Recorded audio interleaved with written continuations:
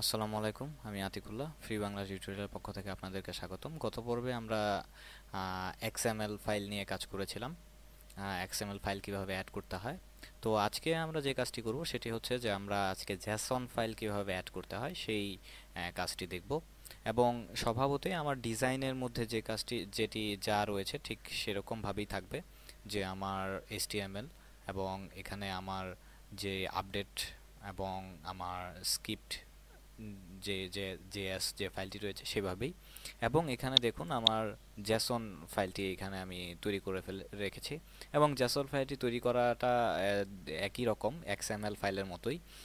এখানে জাস্ট ওই name, short name, এরপর হচ্ছে রিনোন এবং বায়ো, সেইভাবে এখানে এই ফরম্যাটে এই জিনিসগুলো তৈরি করা হয়েছে, দ্যাটস ইট। আর এক্সএমএল এর ক্ষেত্রে আপনারা যদি দেখেন যে এখানে এরকমভাবে ট্যাগ দিয়ে তৈরি করা হয়েছে। এই হচ্ছে জেসন এবং ডেটা এক্সএমএল ফাইলের মধ্যে মধ্যে পার্থক্য আপাতত এখানের জন্যে।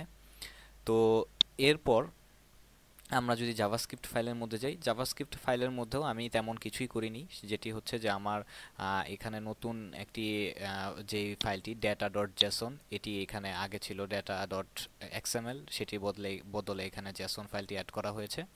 এরপর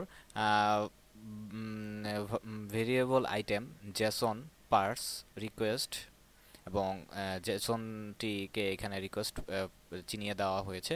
এবং ঠিক একই পদ্ধতিতে আগের মতো এক্সএমএল ফাইলের মতো যে আমার ইউএল আই যে লিস্ট, আনঅর্ডার লিস্ট, যে লিস্ট আন্ডারে লিস্টের মতো করে আমার এই ফাইলটিকে শো করানো হয়েছে। তো আমরা যদি এখন আমার ডিজাইন পেজের মধ্যে যাই, আমার আগে যেরকম ছিল এবার যদি আমরা পেজটি রিলোড দিই তাহলে দেখব ঠিক একই রকমভাবেই রয়েছে, কোনো রকমের কোনো কিছু চেঞ্জ নাই। কারণ আমার জেসন এবং এক্সএমএল যেই ফাইলটি রয়েছে দুই ফাইলটি same same same same data, so সেই হিসেবে কোনো চেঞ্জ এখানে আমরা দেখব না। কিন্তু আগের ফাইলটিকে আমরা আগের টিউটোরিয়ালের ফাইলটি আমরা এক্সএমএল ফরম্যাট থেকে ডাটাগুলো কালেক্ট করেছিলাম, এইটি আমার জেসন ফরম্যাট থেকে ডাটাগুলো কালেক্ট করা হয়েছে। তো এবার আমরা যে কাজটি করব সেটি হচ্ছে যে আমাদের এখানে দেখুন ইনডেক্স ডট পিএইচপির মধ্যে আমি এখানে একটি বাটন অ্যাড করেছি এবং বাটনের মধ্যে একটি আইডি ডিক্লেয়ার করেছি যে লোড বাটন এবং লোড নামে। এবং এখানে আমার যে ডিভের মধ্যে যে আমার আইডিটি ছিল, যে আপডেট, সে আপডেট আইডিটি রয়েছে এবং জাভাস্ক্রিপ্টের ফাইলটি যথারীতি অ্যাড করা হয়েছে। তো এবার আমি যদি আমার সেই জাভাস্ক্রিপ্টের ফাইলটির মধ্যে যাই তাহলে এখানে প্রথম যে দুই লাইন রয়েছে সেই দুই লাইনের মধ্যে আমার যে কাজটি করা হয়েছে যে আমার সেই লোড বাটন, সেই যে বাটনের আইডিটি, সেই বাটনের আইডিটি এখানে কল করা হয়েছে। এবং এখানে বলা হয়েছে যে মাই বাটন অন ক্লিক, যে বাটনের মধ্যে ক্লিক অন ক্লিক যেই ফাংশনটি রয়েছে, যে ক্লিক করলে আমার এই ডাটাগুলো, যে আমরা আগের বার যে ডাটাগুলো শো করিয়েছিলাম, যে আমাদের এখানে যে পেজটি লোড হইলেই আমার এই ডাটাগুলো শো করে, সেই জিনিসগুলোই এখানে শো করিয়েছি। সেই ডাটাগুলো এখানে দেওয়া হয়েছে, জাস্ট আর কিছুই না। আর বাকি যা আছে সব সেম টু সেম। তো এবং এবার যদি আমি আমার পেজটিকে রিলোড দেই তাহলে এবার এখানে দেখবেন যে আমার এখানে লোড নামে একটি বাটন চলে এসেছে এবং এটির মধ্যে যখন আমি ক্লিক করছি তখন আমার এই বাটনগুলো এই জিনিসটা শো করছে। এবং এখানে আরেকটা জিনিস বলা বাহুল্য, যে এখানে আমি এখানে বাটন দিয়ে আইডি লোড বাটন নামে একটি আইডি ডিক্লেয়ার করে জাভাস্ক্রিপ্টের মধ্যে এই জিনিসটি এখানে অ্যাড করেছি। বাট আমি যদি চাই যে না, আমি এখানে জাভাস্ক্রিপ্টের মধ্যে এটি অ্যাড করব না, তাহলে এই কোড, এই লাইনের এই কোডটুকু, মানে এইটুকু আর এইটুকু ফেলে দিলাম।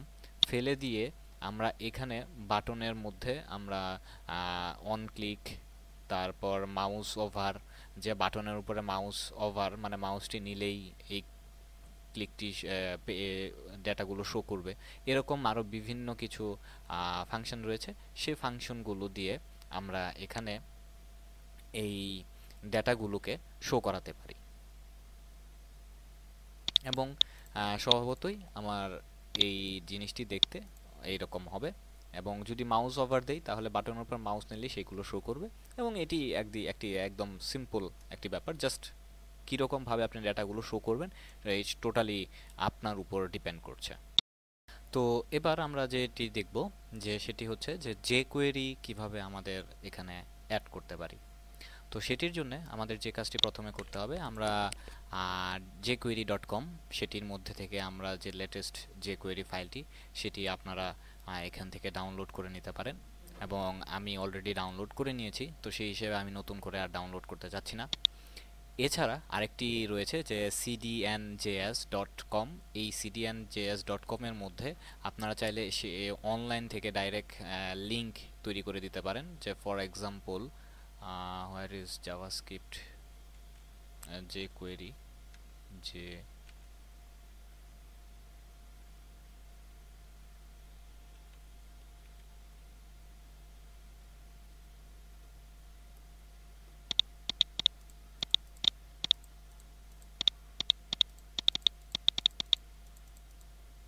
তো এই যে jQuery ফাইলটি, আপনারা চাইলে এই jQuery ফাইলটি সরাসরি অ্যাড করে দিতে পারেন আপনার কোডের সাথে, এবং অন্যান্য আরও অনেকগুলো ফাইল যেগুলো আমরা ডাইরেক্ট এইখান থেকে অ্যাড করতে পারি, এইটি এখানে দেখানো হয়েছে। আর এখানে api.jquery.com ক্যাটাগরি অ্যাজাক্স, এবং অ্যাজাক্সের আন্ডারে যে আমাদের কি কি অ্যাজাক্সের যে প্যারামিটারগুলো সাপোর্ট করে, যে কাজগুলো করতে পারি, সেখানে jQuery ওয়েবসাইটে সেই অ্যাজাক্সের এই ব্যাপারগুলো এখানে সুন্দরভাবে দেওয়া আছে। আপনারা চাইলে সেখান থেকে এই ব্যাপারগুলো দেখে নিতে পারেন। তো এই তিনটি ওয়েবসাইট চেক করা শেষ হলে আমাদের প্রথমে যে কাজটি করতে হবে, যে আমি এখানে যে কাজটি করেছি সেটি হচ্ছে যে আমার এখানে আমার বডির ভেতরে ডিভের ভেতরে আপডেট নামে একটি ক্লাস ডিক্লেয়ার করেছি। এবার কিন্তু আমি আইডি ডিক্লেয়ার করিনি, এবার আমি ক্লাস ডিক্লেয়ার করেছি, এবং স্ক্রিপ্ট jQuery যে স্ক্রিপ্টটি আমি ডাউনলোড করেছি, সেই jQueryর যে ফাইলটি, এই jQuery ফাইলটি এটি জাস্ট jQuery.com থেকে ডাউনলোড করে নেওয়া। তো সেই ফাইলটি এখানে ডাউনলোড করে jQuery ফাইলটি এখানে অ্যাড করেছি, এবং আমার স্ক্রিপ্ট যে ফাইলটি রয়েছে সেটির পূর্বে অ্যাড করেছি, কারণ স্বভাবতই আমার আগে যে কোয়েরি ফাইলটি লোড নেবে, তারপর হচ্ছে আমার স্ক্রিপ্ট ফাইলটি কাজ করবে। তো সেই জন্য এটির পূর্বে আমাদের make sure you are adding the jQuery file before your script file. So after that script ফাইলের মধ্যে যদি আমরা যাই, এবং এখানে দেখুন যে আমরা যে আপডেট যে ক্লাসটি ডিক্লেয়ার করেছি, আমরা স্বভাবতই জানি যে আমি যদি এখানে আইডি ডিক্লেয়ার করতাম তাহলে আমার এখানে থাকতো হ্যাশ, যেহেতু আমি ক্লাস ডিক্লেয়ার করেছি সেহেতু ডট। তো সেই হিসেবে আমি এখানে সেই আপডেট ফাইলটিকে অ্যাড করেছি, ক্লাসটিকে ডিক্লেয়ার করেছি, এবং লোড ডেটা ডট টিএক্সটি আমার সেই আবার প্রথমে যে ডেটা ডট টিএক্সটি বানিয়েছিলাম হ্যালো ওয়ার্ল্ড, সেই ডেটা ফাইলটিকে এখানে অ্যাড করেছি, এবং এখানে আমার যে ফাইলটি সেই ফাইলটি এখানে অ্যাড করেছি। এবং এবার আমি যদি আমার পেজটিকে রিলোড দেই, তাহলে এখানে দেখবেন যে আমার হ্যালো ওয়ার্ল্ড কথাটি এখানে দেখাচ্ছে, এবং এখানে বডি ট্যাগের আন্ডারে দেখবেন যে আপডেট হ্যালো ওয়ার্ল্ড এই ডিভ ট্যাগটি এখানে শো করছে। তো এবার আমি যে কাজটি করতে যাচ্ছি, ধরুন আমি যদি এই ডিভটিকে আমি এখানে সেভ করলাম কয়েকবার, এবং এবার যদি আমি এটিকে লোড দেই, তাহলে দেখুন যে প্রত্যেকবার সেইটি এখানে শো করছে।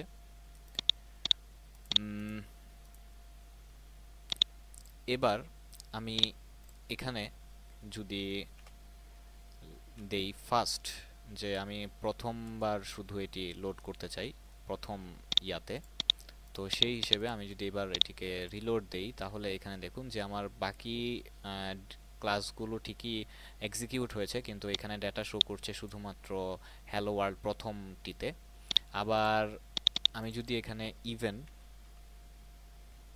এটিকে অ্যাড করি, এবং আমি এটি পেজটি যদি রিলোড দেই, তাহলে দেখুন এখানে আমার দুইবার শো করেছে, কিন্তু দুইবার প্রথম যে ক্লাসটি সেটির মধ্যে একটা, তারপরে ক্লাসটি ফাঁকা, তারপরে ক্লাসটিকে আবার অ্যাড করেছে, পরে ফাঁকা। তো এভাবে এখানে ডিক্লেয়ার করা হয়েছে। এবং স্বভাবতই আমরা পূর্বের টিউটোরিয়ালগুলোতে দেখেছি যে যেখানে আমি কয়েক 10 12 15 লাইনের কোড লিখেছি, এবার আমি আমার জাভাস্ক্রিপ্টের ফাইলটি অ্যাড করার ফলে শুধুমাত্র একটি সিঙ্গেল লাইনের একটি কোড দিয়ে আমি আমার পূর্ণ লেখাগুলোকে শো করাতে পারছি। তো বন্ধুরা, আজকে এই পর্যন্তই। পরবর্তী টিউটোরিয়ালে আবার দেখা হবে। ধন্যবাদ।